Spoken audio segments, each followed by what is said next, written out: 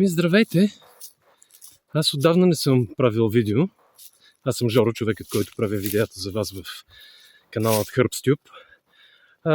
Извинявайте, че от доста време не съм се включвал, но поради висока професионална ангажираност напоследък нямах възможност много да правя видеа. Сега съм в момента на моят тепърва оформящ се пчелин.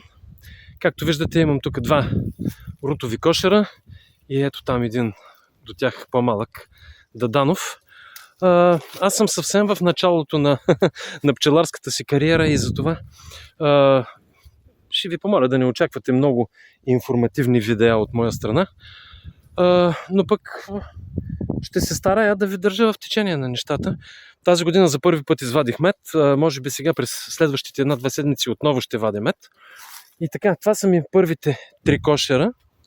А тук вътре в ето тази горичка имам още два, които са много интересни, тъй като те не са много популярни като система в България.